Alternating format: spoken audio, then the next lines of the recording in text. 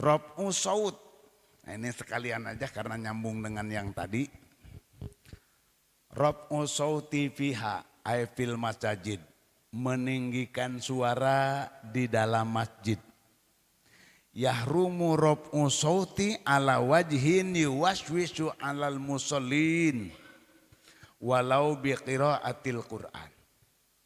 Haram meninggikan suara apabila mengganggu suara itu terhadap orang yang sholat walaupun yang dibacanya Al-Quran. Ada orang sholat sunnah, di sini lagi tadarus, suaranya dikeraskan, ya, suaranya dikeraskan.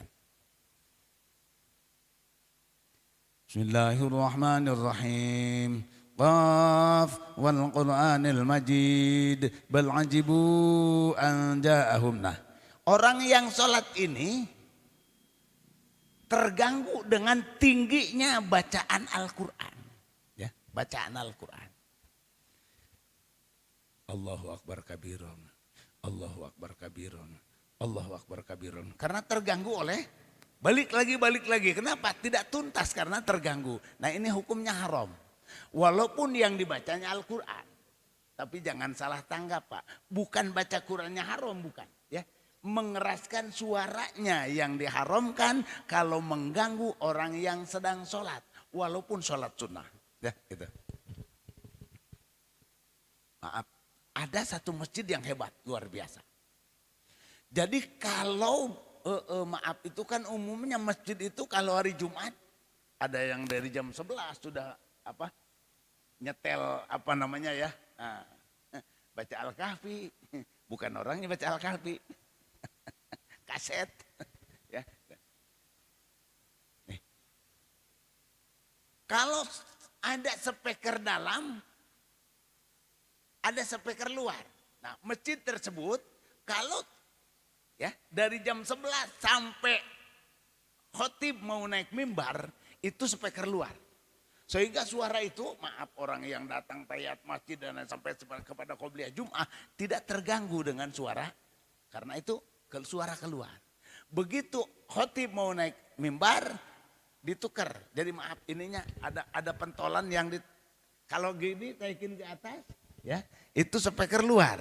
Diturunin ke bawah, speaker dalam, ya. Seperti sholat Jumatnya gitu ya. Khutbahnya itu yang pentingnya itu kan, ya.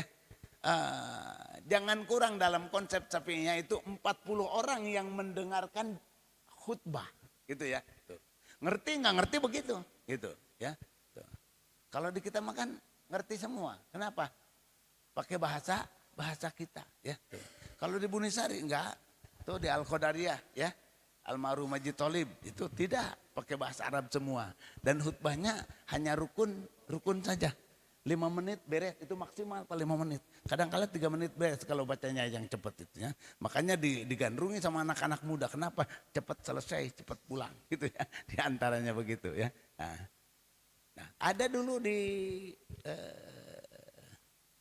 Ajangan Ruslan, di Sipak. Ya. Di Sipak itu tidak pakai bahasa Indonesia. Kenapa? Karena hari Kamis seluruh laki-laki yang sudah dewasa ngaji. Ngaji. Yang pedagang, yang ke kebun, ke sawah, istirahat. Hari Kamis pokoknya libur mereka. Ngaji khusus. Makanya mereka pada ngerti semua. Kenapa? Karena didik oleh ulama. Gitu ya. Nah, kalau kita kan maaf. Ya, sibuk. Pasar.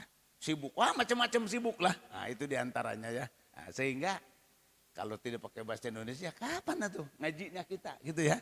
Nah, itu diantaranya. Kita kembali. Wa yustasna min dzalika darsul ilmi. Tapi dikecualikan. Kalau umpamanya ada yang sholat, tapi di masjid itu ada taklim setelah sholat 5 waktu umpamanya, maaf. Di sini ada ya. Nah, ada orang belakangan datang sholat. Nah, itu kita tidak perlu untuk menurunkan suara. Bapak. Udah nggak dengar jadinya semua malah gitu ya. Nah, itu dikecualikan. Kenapa? Karena taklim lebih tinggi daripada Sampai maaf, kalau kita lihat surat 9 ayat 122. Ya. Perang betul-betul perang. Iltihamul harbi, perangnya berkecamuk. Kayak orang tawuran gimana sih Pak? Ya, itu perangnya perang iltihamul harbi. Iltihamul harbi, perangnya berkecamuk. Tetap berdasarkan surat 9 ayat 122 harus ada setiap kampung mengirim orang yang belajar ilmu agama Allah. Perang Pak. Jangan sampai perang semua, harus ada perwakilan satu kampung, minimal 1 orang, 2 orang, 3 orang harus mempelajari agama Allah Subhanahu wa Ta'ala. Sampai ada hadisnya, Nabi menggambarkan yuzanu midadul ulama yaumal qiyamah bidami syuhada. Akan ditimbang pada hari kiamat nanti tintanya ulama dengan darahnya syuhada. Dengan darahnya para syahid.